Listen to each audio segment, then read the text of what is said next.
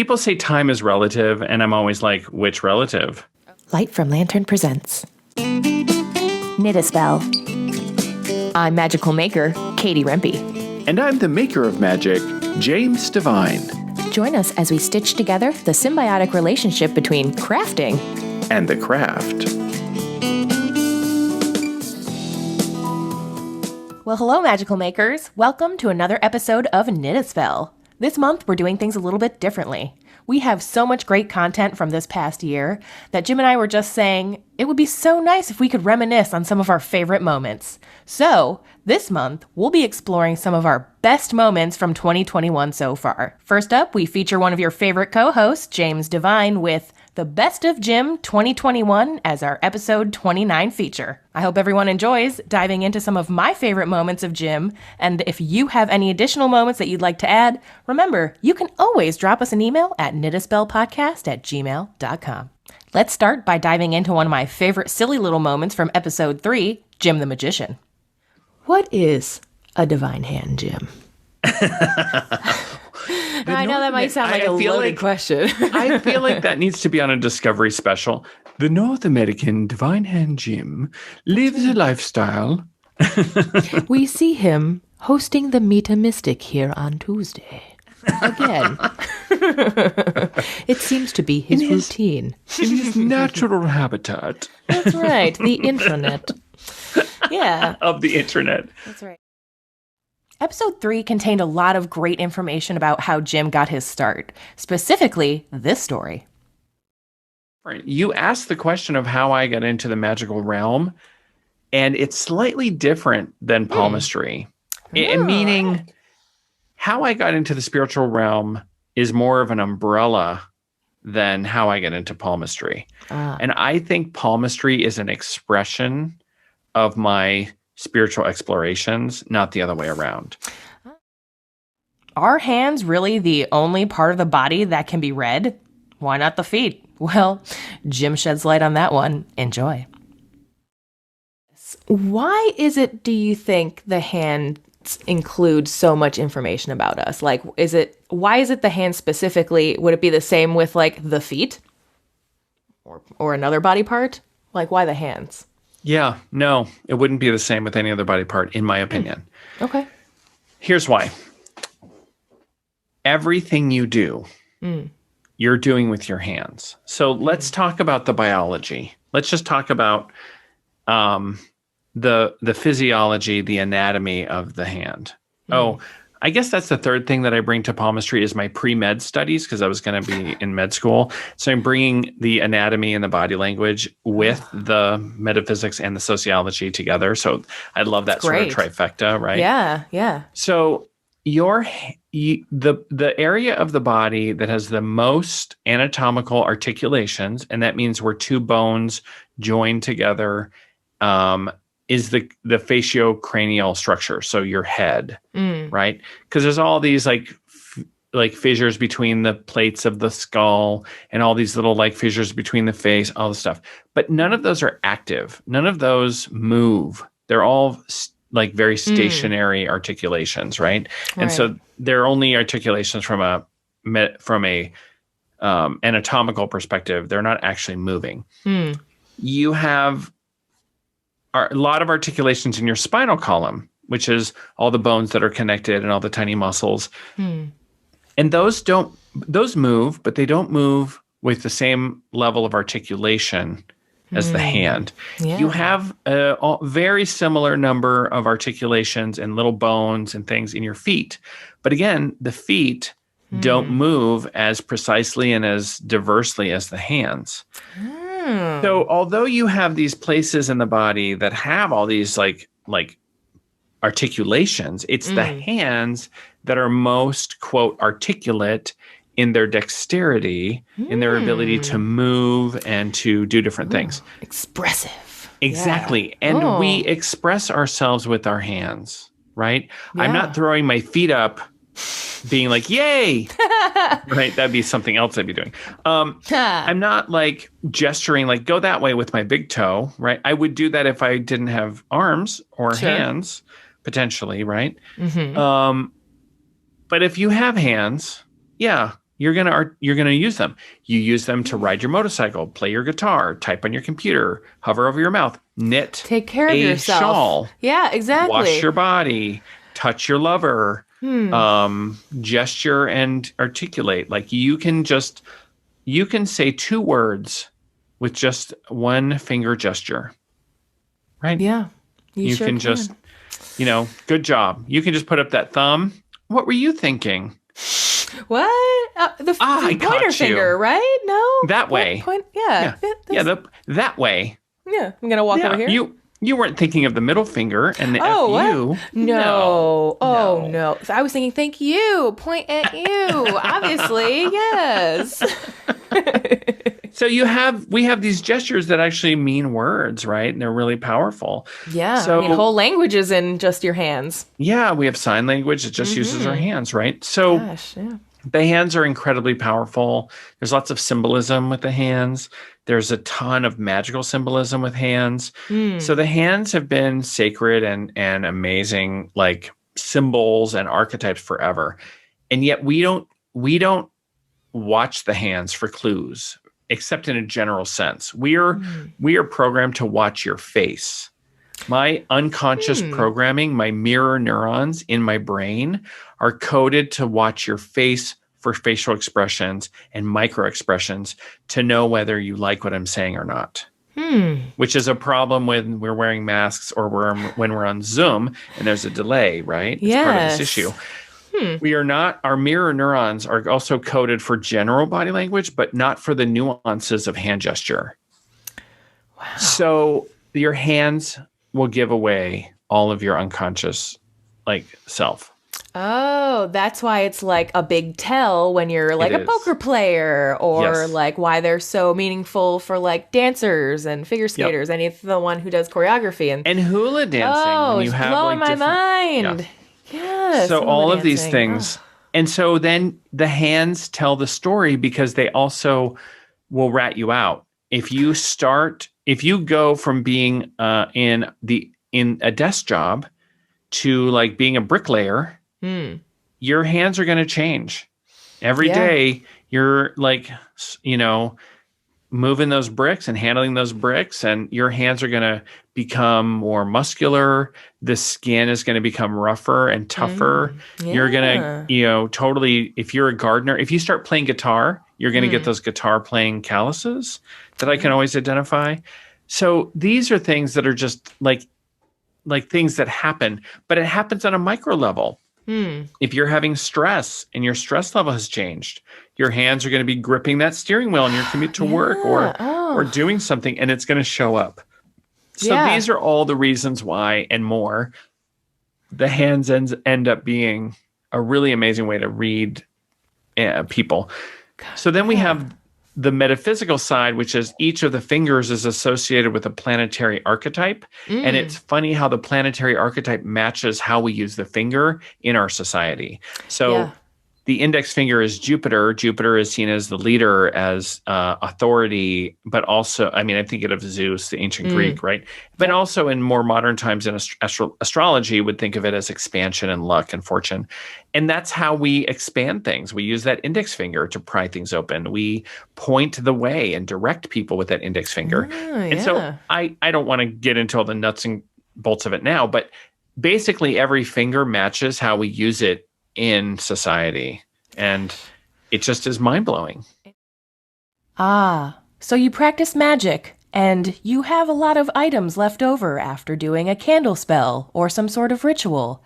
What do you do with these items for disposal? Jim has an amazing suggestion on episode 6, Master Mercury in Retrograde. One of the things we have this going all the time as we do magic. And as I do a candle spell, my candle spell is over and I have all this melted wax on my plate, or I have odds and ends or whatever sorts of things are a result of a magical working that I'm doing. What do you do with that stuff? We have a burn box. It's actually a burn bag.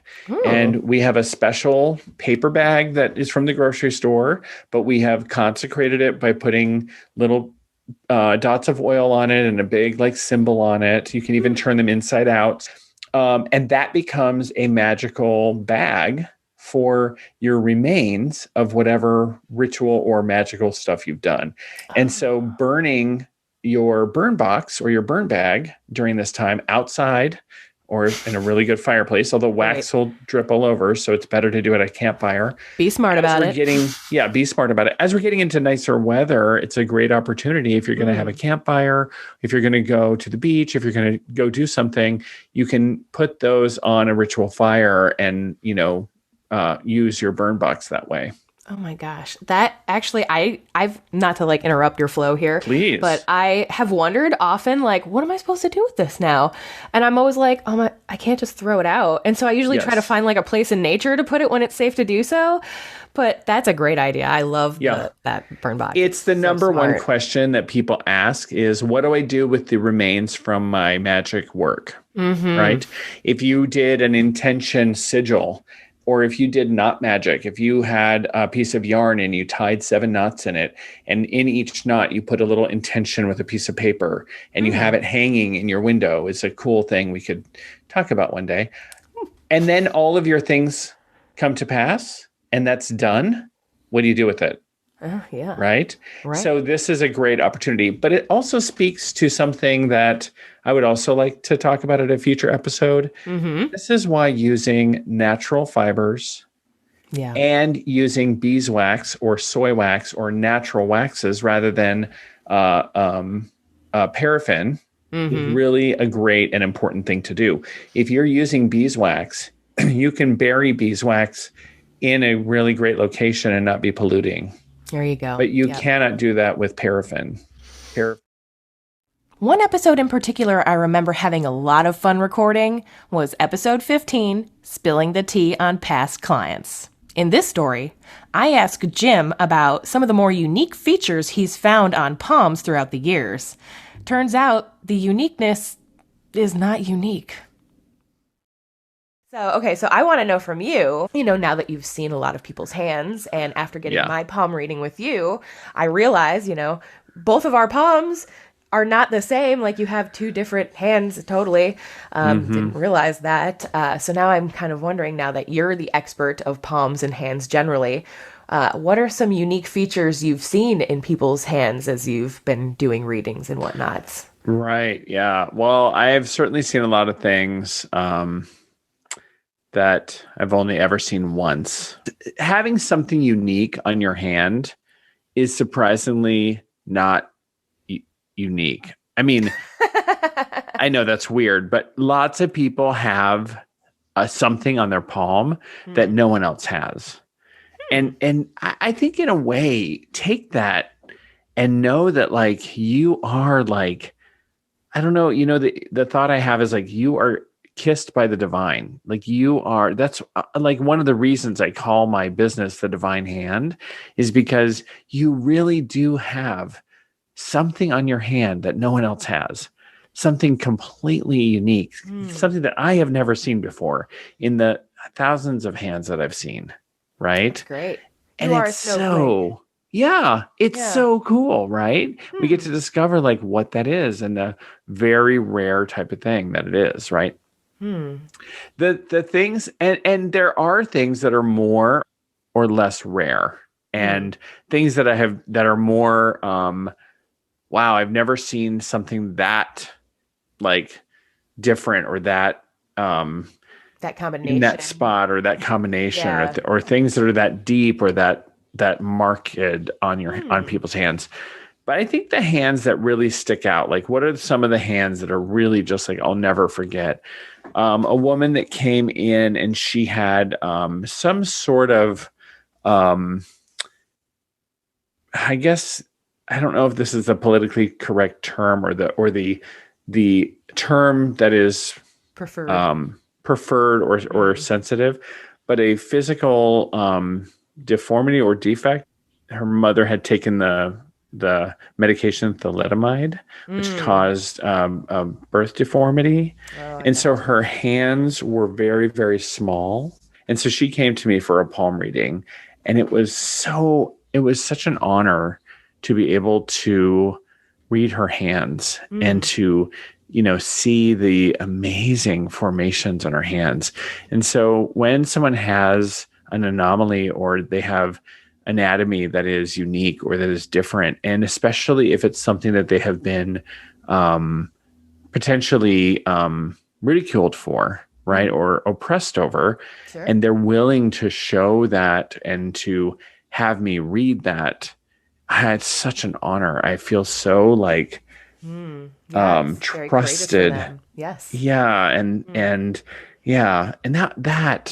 that was a really special experience to just be able to have her, like, her trust and faith, and that she felt my energy, and that she, we could have this really very intimate experience together. And so that was a really awesome, wonderful experience. So If you're a fiber enthusiast, you probably enjoyed this extra special moment from episode 11, Jim Learns to Knit. I don't think I'll ever think of a skein of yarn the same again. But can I just tell you, like, as though we're doing an unboxing, my little reaction to each thing? I want to know the impression from someone who didn't necessarily know what all the pieces were. That is especially interesting. So first, there is this bit of yarn, which I don't remember. Is it a skank? Is it a hank? What is it? It's a skank of yarn. A skank of yarn. What is it? Is it a skein? Is it a hank? I'm just going to call it a skank. A skank of yarn. So that it's either a skank, either a hank or a skein. Skank. I actually think that's good. That's probably appropriate. Now that a skank of yarn is in my knitting vocabulary for the rest of my life, Jim then went on to explain how he imagines things like yarn overs were actually invented by knitters. Were they excuses? I guess we'll never know. Yarn over is just equal to whole. Essentially, that actually is what it is. So. A whole. A whole. So knitters, in order to make their everyday activities seem purposeful, make up words for mistakes. That's what I think is happening. And I think they're calling it, I meant to do that. It's called a yarn over. I'm amazing. I'm just a brilliant knitter. That was a yarn over. It was on purpose. Oh my gosh. In fact, I've worked it into I'm going to start working it into my patterns. You want to yarn over 3 times here so that you have a random hole in the middle of your sweater that you're knitting for your grandma. But you're going to call it a yarn over. I think who's to say this is not how this happened? I honestly think like knitting probably just happened as an accident at some point. Like, well, we have these sticks. I'm cold. I got some yarn. I don't know. So, things just happen. Yeah. Oh my gosh. That is so funny. I always love it when Jim makes me laugh with a fun comment. This one in particular comes from episode 21, Wham Bam Pentagrams. Pentagram. Yes. Pentagram. Yeah. Always sounds so like we have such a cultural norm for pentagrams to be like pentagram. Yeah, it's tough or goth or hardcore or something. It's so goth. It's not just a star, right? Yeah. Oh my goth. Oh my goth. Our final featured moment with Jim comes from episode 9, Grounding and Centering. In this episode, Jim did an amazing impromptu meditation that we'll play for you now. This is a warning. If you are listening to this podcast while you're driving in the morning or in the evening and you might be prone to being sleepy, you might want to pause or skip to the end at this point, in which case, thanks for listening and we'll see you next week. And if you're joining us for the meditation, take a deep breath and listen to the docile tones of James Devine. So what would be maybe like a quick little meditation that we could provide for people? There is a very quick meditation. And wherever you are as you're listening, you can do this along with me and Katie right now. So if you want to take a moment to pause and to get things ready for a 30-second, 45-second visualization, you could totally do that right now. Okay. Welcome back. So let's try it. Right. So what we're going to do is take 3 breaths. I'm going to outline it first for you. The first breath, we're going to breathe into our center and we're going to feel our body. That's the inhale. The exhale, we're going to exhale down and imagine our pillar of light or our roots going down to the center of the earth and connecting profoundly with the earth. We're going to inhale, right? So we've inhaled into center, exhaled down into the earth. Then we're going to inhale up into our bodies. Every time we inhale, we're inhaling into our bodies, right? So we're going to imagine we're connected to the earth and then inhale up from the earth, inhale that healing into our bodies. Then we're going to exhale, but this time we're exhaling up into the sky, into the universe. And you can imagine branches, you can imagine a pillar of light, and we're going to connect profoundly with the universe and the wisdom of the universe. Then we're going to inhale down from the sky into the center of our bodies, and then finally exhale out from center. And so in those 3 breaths, we will have grounded and centered very quickly. Perfect. So I'll walk you through it, and we're going to do it right now. All right, let's do it. All right. So first, just take a breath to expand your lungs and be ready. And now take a conscious inhale. And as you inhale, feel your body as you're seated or standing in whatever position you're feeling. And allow yourself then to exhale down into the earth. Imagine roots and a pillar of light with your exhale, going easily down through the building and the earth into the center of the earth. And then inhale up from the earth. Inhale up and bring in healing and love and golden warm energy from the earth. And then exhale up to the sky. And imagine a pillar of light or branches reaching out into the wisdom and the infinites of the universe. And then inhale down from the sky into your body, and you bring in that wisdom, bring in that beautiful possibilities. Feel your body, mix those energies, and then exhale and relax. What a fun walk down memory lane that was. Thanks everyone for joining us on this extra special episode of Knit a Spell. I know I've had a ton of fun looking at our past episodes and have been extra inspired on what to do in our upcoming shows, especially as we plan out our 2022 season. Join us next week when we explore some of my best moments from 2021. And as always, don't forget you can find James Devine on Instagram at DivineHandJim and me at Light from Lantern. And don't forget to check out all of Jim's amazing offerings at thedivinehand.com, and go ahead and check out some of my stuff over at lightfromlantern.com. We couldn't have made it this far without you guys. Thank you so much for your continued listenership, and if you have any future suggestions for episodes, go ahead and email us at knitaspellpodcast@gmail.com. Until next time. This episode is a wrap. If you enjoyed what you heard, go ahead and follow us on your favorite podcast streaming app. And don't forget, you can see full video episodes of Knit a Spell on Light from Lantern's YouTube channel.